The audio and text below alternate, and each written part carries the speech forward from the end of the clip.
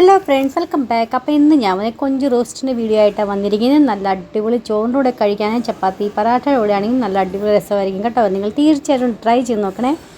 അപ്പോൾ ഏറ്റവും അധികം 300 ഗ്രാം ഞാനാണെങ്കിൽ കൊഞ്ച് എടുത്തിട്ടുണ്ട്. നന്നായിട്ട് ക്ലീൻ ചെയ്തതിന് ശേഷമാണ്. പിന്നെ അതിന് 1/4 ടീസ്പൂൺ മഞ്ഞൾപ്പൊടി ഇട്ട് കൊടുക്കാം, 1 ടീസ്പൂൺ നമുക്ക് മുളക് പൊടി ഇട്ട് കൊടുക്കാം, ഒരു 1/2 ടീസ്പൂൺ നമുക്ക് കുരുമുളക് പൊടിയും, 1/2 ടീസ്പൂൺ നമുക്ക് ഗരം മസാലയും കുറച്ച് ഉപ്പും ഇട്ട് നന്നായിട്ടൊന്ന് മിക്സാക്കി നമുക്കൊന്ന് ഒരു അരമണിക്കൂറത്തേക്ക് റെസ്റ്റ് ചെയ്യാനായിട്ട് വെക്കാം.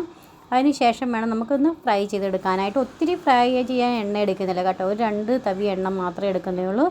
അപ്പോൾ ഇതുകൊണ്ടാണെങ്കിൽ നമുക്ക് ഫ്രൈ ചെയ്തെടുക്കാം. നന്നായിട്ട് ഇതുപോലെ ഒന്ന് ഇട്ടതിന് ശേഷം നമുക്കാണെങ്കിൽ അടച്ച് നമുക്കൊരു 5 മിനിറ്റത്തേക്ക് നമുക്കൊന്ന് വേവിച്ചെടുക്കാം. ഒരു സൈഡ് 5 മിനിറ്റ് ആയി കഴിയുമ്പോൾ മറിച്ചിട്ടിട്ട് ഇങ്ങനെ നന്നായിട്ടൊന്ന് മിക്സാക്കി കൊടുക്കുക. എന്നിട്ട് ഒരു 5 മിനിറ്റ് പിന്നെയും വെച്ച് കൊടുക്കാം.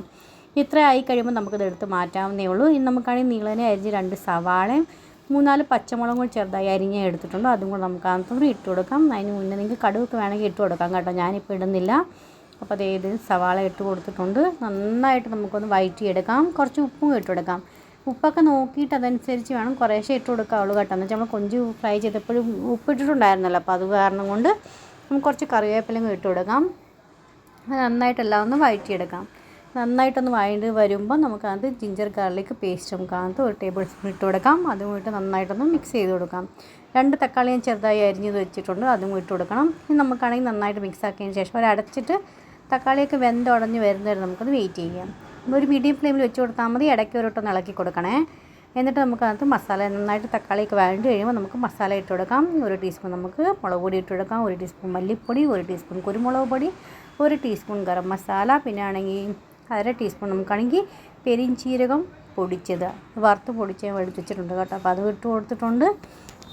ഇനി നമുക്ക് നന്നായിട്ടെല്ലാം ഒന്ന് വഴറ്റിയെടുക്കാം. നിങ്ങൾക്ക് ഒത്തിരി ഡ്രൈ ആയിട്ട് തോന്നുകയാണെങ്കിൽ ഒരു 1/4 കപ്പ് വെള്ളം കൂടെ ഒഴിച്ച് കൊടുക്കണേ. എന്നിട്ട് നമുക്ക് നന്നായിട്ട് എണ്ണയൊക്കെ ഒന്ന് തെളിഞ്ഞ് വരുന്നത് നമുക്കൊന്ന് വെയിറ്റ് ചെയ്യാം. മസാലയൊക്കെ നന്നായിട്ട് വെന്ത് കഴിയുമ്പോൾ നമുക്കാണെങ്കിൽ ഫ്രൈ ചെയ്ത് വെച്ചേക്കുന്ന കൊഞ്ച് നമുക്ക് അകത്തിട്ട് പ്രോൺസ് നമുക്ക് ഇട്ട് കൊടുക്കാം അതിനകത്ത്.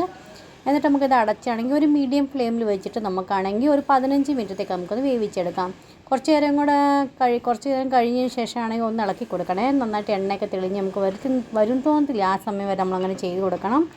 അപ്പോൾ എത്ര സിമ്പിളാണ് അല്ലേ. നിങ്ങൾ തീർച്ചയായിട്ടും ട്രൈ ചെയ്ത് നോക്കുക. ട്രൈ ചെയ്ത് നോക്കിയിട്ട് എങ്ങനെയാണ് നിങ്ങൾക്ക് എല്ലാവർക്കും ഇഷ്ടപ്പെട്ടോ ഇല്ലയോ എന്ന് അറിയിക്കുക. ഇഷ്ടപ്പെട്ടെങ്കിൽ പറയുന്നതുകൊണ്ട് ലൈക്ക് ചെയ്യാനും ഷെയർ ചെയ്യാനും സബ്സ്ക്രൈബ് ചെയ്യാനും മറന്നുപോലെ. നെക്സ്റ്റ് ഒരു വീഡിയോ ആയിട്ട് വീണ്ടും കാണാം.